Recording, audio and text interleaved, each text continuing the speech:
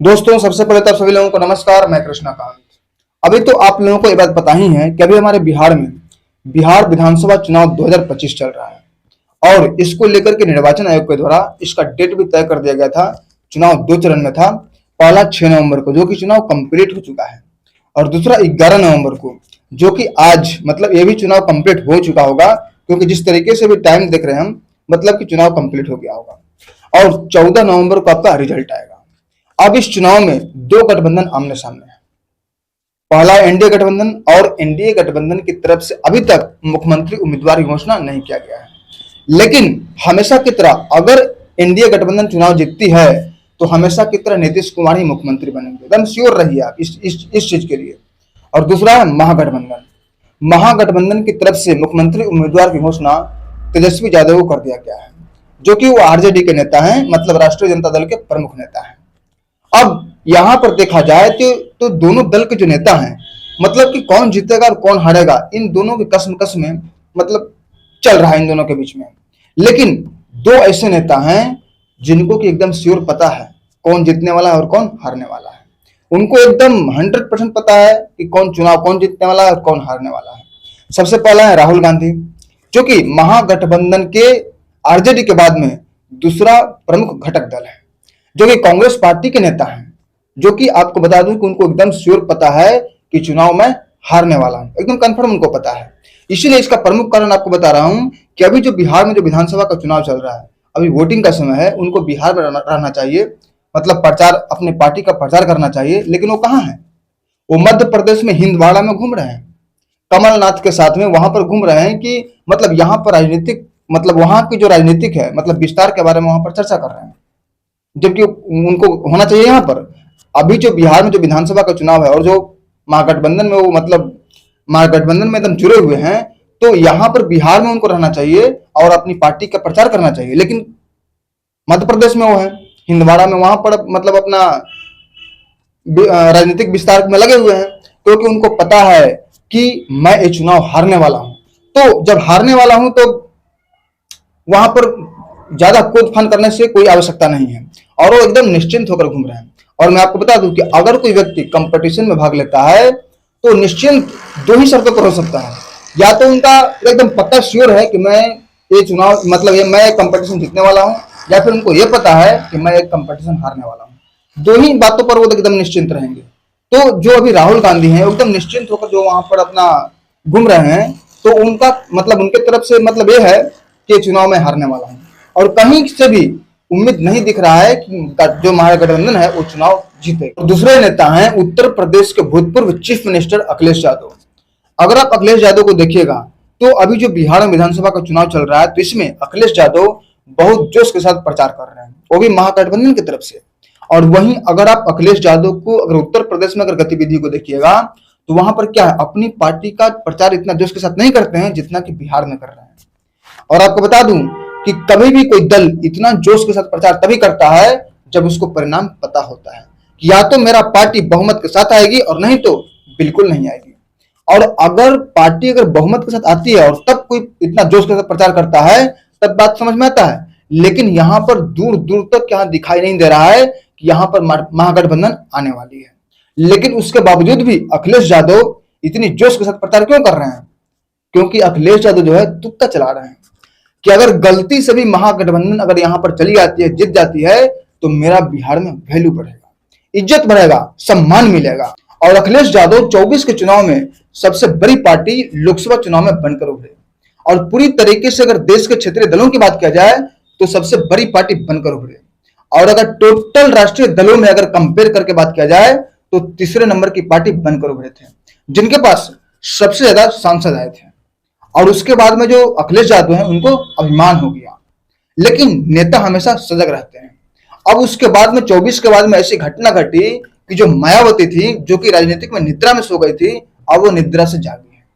और निद्रा से जागने के बाद में जो दलित वर्ग हैं उनको ये बात कहा, उनको ये बात बताया कि जो कांग्रेस है वो कोई दलित के बारे में अच्छी सोच नहीं रखती, वो दलितों का मसीहा नहीं है, दलितों के बारे में अच्छी नहीं सोचती, दलितों का भला नहीं चाहता। बहुत सारी बात कांग्रेस और दलित को लेकर बताई, और उन्होंने कांग्रेस और भीमराव अंबेडकर को लेकर भी बात कही। और जो उन्होंने बात कही एकदम उस बात में सच्चाई है। उन्होंने ये बात कहा कि जो कांग्रेस पार्टी है उनके मन में अगर थोड़ा सा भी डॉक्टर भीमराव अंबेडकर के प्रति अगर सम्मान रहता तो बहुत पहले ही शुरू में ही जब जब डॉक्टर राधाकृष्णन को जब भारत रत्न दिया गया था उसी वक्त डॉक्टर भीमराव अंबेडकर को भारत रत्न दे दिया जाता। लेकिन यहां पर छोड़िए, यहां पर हम मान सकते हैं, चलिए मान लेते हैं कोई ऐसी परिस्थिति उत्पन्न हो गई होगी जिसकी वजह से डॉक्टर भीमराव अंबेडकर को भारत रत्न नहीं दिया गया। उसके बाद दिया जाएगा जिस वक्त इंदिरा गांधी जब प्रधानमंत्री बनी हमारे देश के तो अपने आप को भारत रत्न दे दी, लेकिन उस वक्त भी डॉक्टर भीमराव अंबेडकर का नाम नहीं याद आया। चलिए यहां पर भी छोड़ देते हैं कि यहां पर भी अगर कोई ऐसा परिस्थिति ऐसा समय उत्पन्न हो गया होगा कि डॉक्टर भीमराव अंबेडकर को भारत रत्न नहीं दिया गया, यहां पर भी छोड़ देते हैं जब राजीव गांधी जब हमारे देश के प्रधानमंत्री बने थे, मरणोपरांत उनको भारत रत्न दिया गया, लेकिन उस समय भी डॉक्टर भीमराव अंबेडकर को भारत रत्न नहीं दिया गया। उस वक्त भी डॉक्टर भीमराव अंबेडकर का नाम नहीं याद आया। अब चलिए वो तो बीजेपी का अल्प समय का शासन आ गया था कि 1993 में डॉक्टर भीमराव अंबेडकर को भारत रत्न दिया गया। यहां तक छोड़िए ना, ये तो अल्प समय का बीजेपी का शासन आ गया और उसके बाद में आप कांग्रेस पार्टी का करतूत सुनिए। जब भीमराव अंबेडकर 1952 के आम चुनाव के बाद में जब नागपुर से वो खड़ा हुए थे चुनाव लड़ने के लिए, तो यही कांग्रेस पार्टी उनके विपक्ष में उन्हीं की जाति के महार जाति का एक दूसरे व्यक्ति को खड़ा कर दिया। इसका परिणाम क्या हुआ? डॉक्टर भीमराव अंबेडकर चुनाव हार गए। अरे वो बीजेपी है कि भीमराव अंबेडकर को अपने पलकों पर बिठा कर रखे हैं। लेकिन ये सब अंधभक्त को हम कितना समझें? इतना सारा प्रमाण देने के बाद भी अंधभक्त तो अंधभक्त होता है भैया, अनभक्त अनभक्त होता है। इतना सारा प्रमाण देने के बाद भी क्या कहें, उनके दिमाग में क्या घुसा है पता नहीं क्या घुसा है। तो कांग्रेस पार्टी कोई डॉक्टर भीमराव अंबेडकर के प्रति उनके दिल में सम्मान नहीं है, तनिक भी नहीं है। और जो सम्मान दिखाने की कोशिश करते हैं वो एक दिखावा है, वो एक मुखौटा है। तो अभी मायावती जी जिस तरीके से आक्रामक हुई हैं समाजवादी पार्टी और कांग्रेस पार्टी को लेकर के, तो जो दलित समाज का जो वोट था जो उनको बढ़ रहा था वो अब कटते हुए नजर आ रहा है।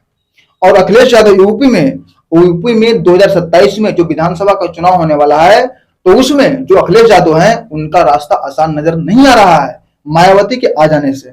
और चूंकि जो विधानसभा का चुनाव जो होने वाला है 2027 में यूपी में, तो हालांकि गठबंधन के साथ लड़ेगी, कांग्रेस और समाजवादी पार्टी गठबंधन के साथ लड़ेगी। और उस समय गठबंधन रहेगा नहीं रहेगा क्या पता, कौन जानता है। और अगर गठबंधन हो भी गया तो भी दो भागों में रहती, लेकिन मायावती के आ जाने के बाद में त्रिकोणीय लड़ाई हो गया। और याद रखिएगा कि जब जब जिस राज्य में अगर त्रिकोणीय लड़ाई हुआ है तो साफ क्लियर एकदम पूरी तरीके से एकदम बीजेपी को फायदा हुआ है। और एक बात अखिलेश यादव को बखूबी पता है, तो अखिलेश यादव प्रैक्टिकल कर रहे हैं, क्योंकि एसआईआर के बाद में पहला चुनाव है और कई ऐसे घुसपैठिए हैं, कई ऐसे फर्जी वोटर हैं जिनको कि डरा धमकाकर ये पार्टियां रखती है कि तुम्हें भगा दिया जाएगा, तुम्हें निकाल दिया जाएगा, ये कर दिया जाएगा, वो कर दिया जाएगा। तभी तो एसआईआर के कारण जब नाम कटा था तो ये फुदक रहे थे। तो अब एसआईआर के लागू होने के बाद में अखिलेश यादव वहां पर टेस्टिंग कर रहे हैं कि अभी तेजस्वी यादव से तो कुछ बन नहीं पा रहा है, लेकिन अगर मेरे आने जाने से अगर वोट मिल जाता है, मत मिल जाता है, तो मेरा जनाधार तय हो जाएगा। और वो इस टेस्टिंग में भी लगे हुए हैं कि मायावती के आ जाने के बाद में दलित समाज का वोट मेरे नाम पर मिलता है या नहीं मिलता है। हालांकि अगर अखिलेश यादव ऐसा सोच रहे हैं कि मैं अपना राजनीतिक जमीन बिहार में तलाशूं, तो इनका भ्रम है। अखिलेश यादव भूतपूर्व मुख्यमंत्री रह चुके हैं और वो बिहार में ट्राई कर चुके हैं, और उनके पिताजी मुलायम सिंह यादव जो कि उत्तर प्रदेश के 3 बार मुख्यमंत्री रह चुके हैं और वो भी बिहार में ट्राई कर चुके हैं, लेकिन बिहार का यादव समाज उन्हें वोट नहीं देते। और ये केवल समाजवादी पार्टी के अखिलेश यादव और मुलायम सिंह यादव की बात नहीं है, बिहार के लालू प्रसाद यादव वो भी उत्तर प्रदेश में ट्राई कर चुके हैं, लेकिन उत्तर प्रदेश में कोई भी रिस्पॉन्स उन्हें नहीं मिला। मतलब कि बिहार का जो यादव समाज है वो उधर यूपी के यादव के लोगों को वोट देना नहीं चाहता, और उसी तरीके से जो यूपी के जो यादव समाज है वो बिहार के यादवों को, इधर के यादवों को वोट देना पसंद नहीं करता। ठीक वैसे ही जिस तरीके से हरियाणा के जो जाट हैं वो केवल हरियाणवी में जाट को ही वोट देते हैं, अदर स्टेट के जाट को वोट नहीं देते। और अभी आपको बता दूं कि जो पंजाब के सिख हैं वो गैर पंजाबी को वोट नहीं देते।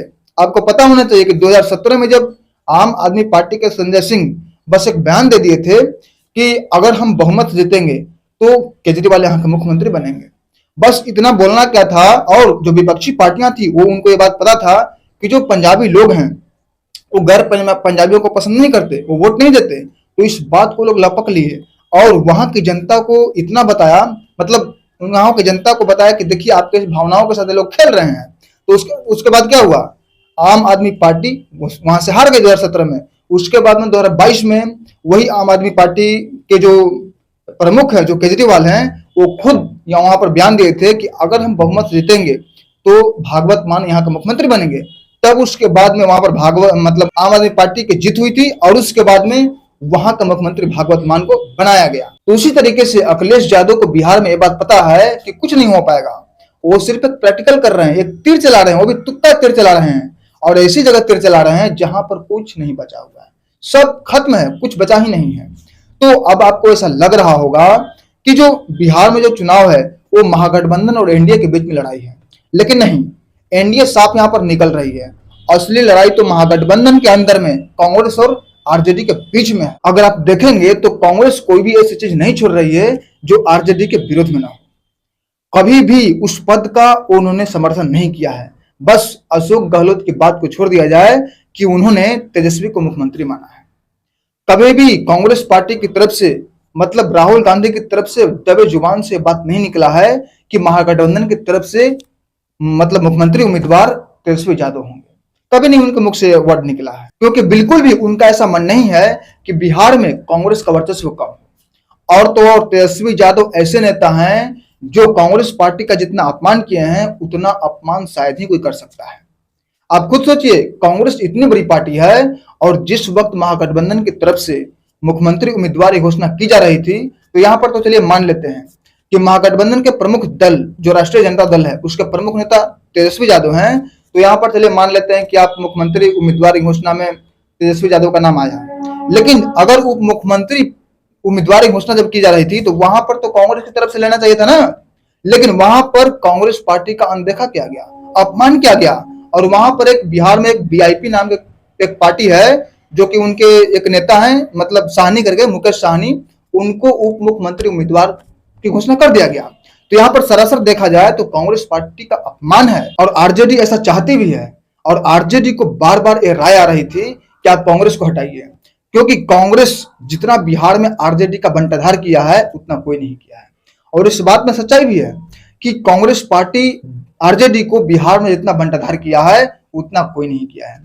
और इसीलिए तेजस्वी यादव एन तेन प्रकारेण कभी भी खुल करके वो जनता के सामने नहीं ला रहे हैं, इस लड़ाई को नहीं ला रहे हैं, लेकिन अंदर ही अंदर बहुत बड़ी लड़ाई है। और वो चाहते हैं कि भैया इस चुनाव में तो हम साथ में आ गए हैं, लेकिन कम से कम पीछा छुड़ा लो।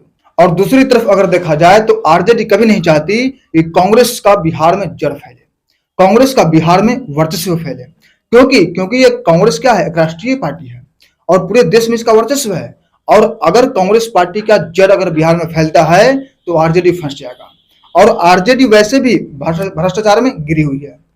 पूरा का पूरा लालू परिवार का मतलब आप लालू प्रसाद यादव और उनकी पत्नी राबड़ी देवी, तेजस्वी यादव, मीसा भारती और उनकी एक और पुत्री हैं जिनका नाम रोहिणी यादव है, मतलब इनके ऊपर पूरी तरीके से भ्रष्टाचार का आरोप लगा है और ये कभी भी जेल जा सकते हैं। तो अगर ये जेल चले गए तो हो सकता है कि इनके बाद में जो इनका, क्योंकि इनकी तरफ से और कोई पार्टी को संभालने वाला चेहरा नहीं है, तो अगर ये पूरे के पूरे परिवार अगर जेल चले गए और कांग्रेस पार्टी का वर्चस्व अगर बिहार में फैल जाएगा तो पूरी की पूरी जो राजनीति है मतलब आरजेडी का खत्म हो जाएगा। उसको कौन ले लेगा?